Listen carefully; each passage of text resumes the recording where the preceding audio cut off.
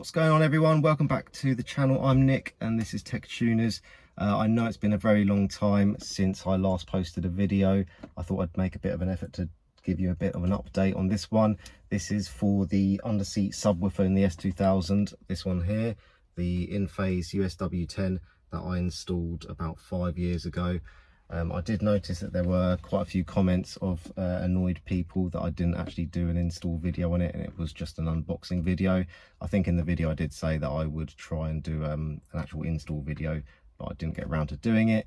My friend actually came around one afternoon and just quickly plumbed it in, and that was that. Everything takes 10 times longer when you have to film it on YouTube, so I didn't bother filming him. So I thought I'd give you an update. A year or maybe 2 years ago it stopped working, or it was working intermittently, and I just thought it was a cable that was loose, so I managed to sort of fiddle around with the cables and it would work again for a bit. But anyway, turns out that the fuse went, so I replaced the fuse and it works again for about another 20 minutes and then it stopped again. And then upon further inspection I realised that it was actually the cable. They use a 12 AWG 12 gauge power cable, which I think might be okay for the sub, but a lot of people that I spoke to said that it was just quite a small cable for a sub, and to upgrade to either a 10 or an 8. So that's what I've done, gone for the 8 in a Vibe wiring kit. So basically I had to buy the whole kit just to get the power cable.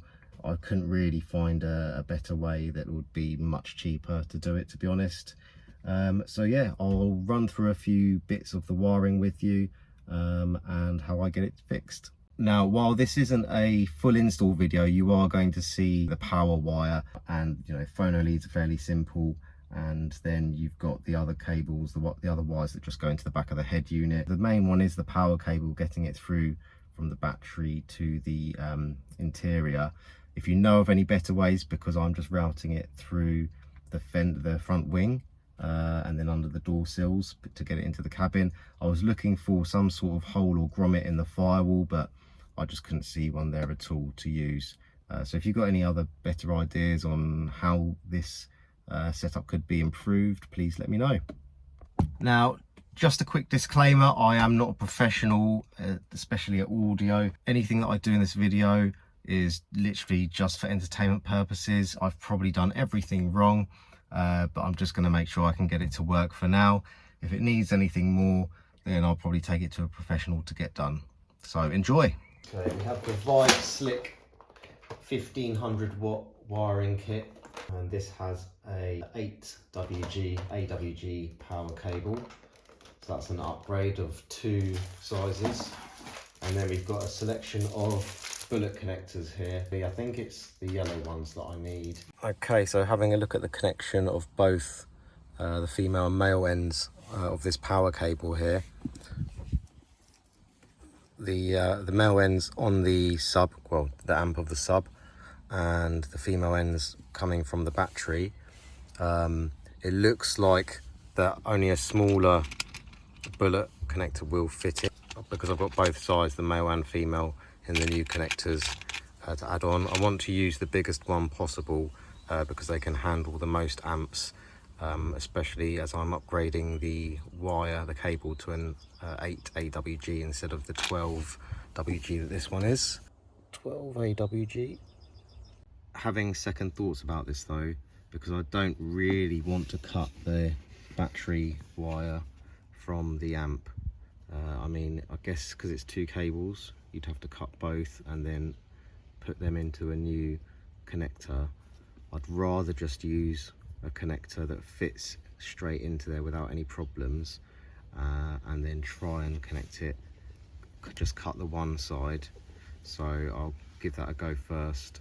It might be a lower amp rating, but it's only a 300 watt sub. I think it's 100 or 150 RMS, I'm not sure. I might give that a go first and hope for the best. Okay, so I'm going to test firstly with the end of the power cable here. It nicely already has the battery connection on. I am going to need to cut that to fit the fuse in line, this one here. but let's just test the end first. I'm going to end up keeping the whole cable just in case anything changes in the future, and I want to route a sub in the boot at all for even more bass. But let's see if I can get this cut off. Okay, so that's now cut. I don't know if you can see that. And now let's see if the black connector fits on it. Let's twist the cables a bit. Okay, so after trying to jam the black one on there, it was actually the wrong way around anyway. That's what it's done to the cable. So I'm going to have to go with a bigger connector, and that means taking off that old one there as well on the amp, unfortunately. But what's got to be done has got to be done. Okay, I did a much better job the second time round. Only a couple of strands of wire fell apart this time. So let's try and get it in the yellow connector. Okay, now I have got it to fit, and I've added some electrical tape on there because this end that goes to the wire of the yellow section wasn't big enough to overlap and go over the red part of the cable. I don't know what the way around that was. If you've got any suggestions, please put them in the comments, and maybe I'll have to redo this at some point, but I'm going to see if it works for now. Next is the more daunting bit, the cutting the two yellow parts here and then adding the bullet connector here, and then we should be fairly good to go. And then it's just getting the inline fuse in as well. I've just realised that what I could actually try before cutting wires is just connecting this bullet connector on there, which it sort of does almost sturdy, and then just electrical tape around this section here so it definitely stays there.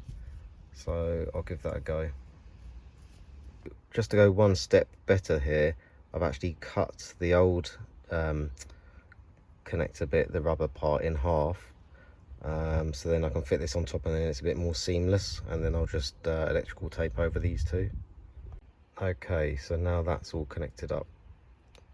Now onto the fuse. So the kick panel literally just pulls off from here, here and here. If I pull it out, there's 3 of these plugs, these snap-in things. Looks like one of them is actually broken. It must have broken last time. And then you can see how the wire is all routed in through here. I guess that just pulls out as well. Yeah, this plastic guard thing here pulls out, I think. It just pulls away on clips, and then you can chuck it all through there. Not sure how the rest is done. Oh, that literally we've just wrapped that and squished it down the side here, so it doesn't go right to the back of the seat. It just comes down the sort of side where you can't see it normally. Okay, so that doesn't need to pull out all the way. You can literally just pull it so it comes away from the edge and tuck the wire in behind it all there. This section here though,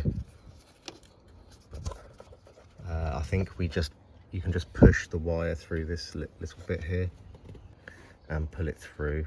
This rubber weather stripping just pulls away a bit, and I've just pulled the inline fuse out. The whole thing can actually fit through there. Yeah, okay, so that did pull all the way through. That's a bit tricky to get through the other way though, but it was easy enough to just pull it out from this end. And then it's just a case of pulling the wire out.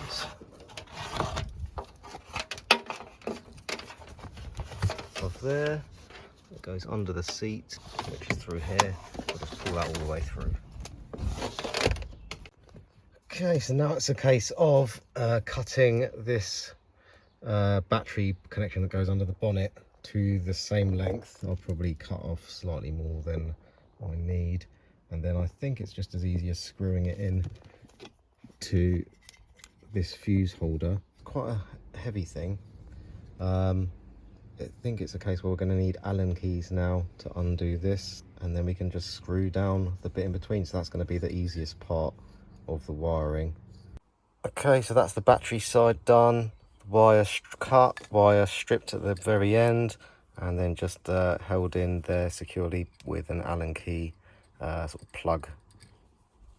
Now to do the other end, which will be going into that side, but first I'm going to route it through the inside of the car so that there's not going to be any issues obviously getting this lump through everything.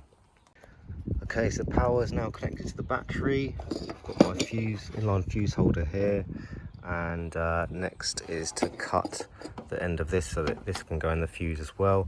Do it after you get it through here, because I did cut it first and the wires just splayed out and didn't let me get much access to get it through the wing.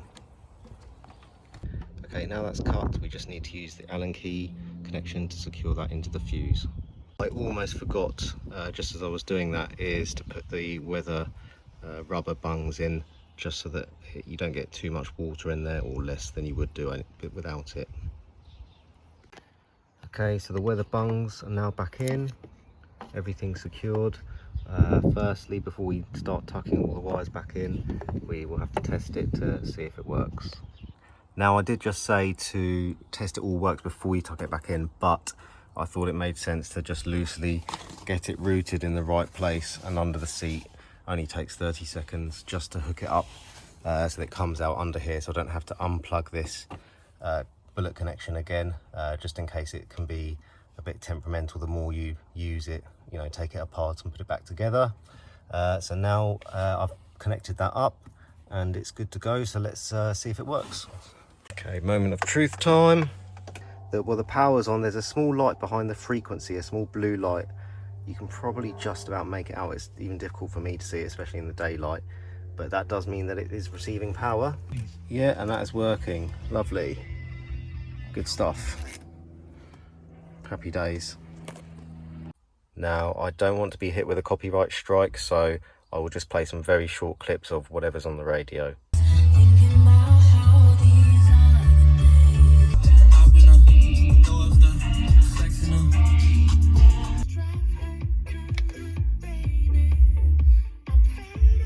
So now I've got it all installed and working, I just cable tied up these, the extra coil here for the power that can just fit under the seat. You don't actually get that much with the Vibe kit, it's not as much as I used to have, which is sort of a good thing because it means there's less to hide away, and then it will all just tuck under the seat. You can either use the mounts for this or Velcro underneath, which I still haven't done. As you can see, it's got a bit of damage from where it sort of slid around underneath the seat, so I should probably sort that out when I get around to doing it. The ground wire is actually mounted under this bolt here. You can see ground, GND. That is just mounted under here, so you literally just undo this bolt and then you can fit the, I think it's just a spade connector through there and then bolt straight through it. That seemed to work. I can't remember if we scraped off some paint first or not, or whether it was bare metal underneath, but that's a good idea to do when you're doing it for a better ground connection. And then the rest of the wires, they basically go up and tuck under here, and then I think we took this panel off here just to get everything up underneath and then into the head unit, which is situated there. And that's it. Hopefully that gives you an idea of how to do it in your S2000 if you're doing the same thing. So yeah, thanks for watching. Go, go, go, go, go, go, go, go, go, go, go, go.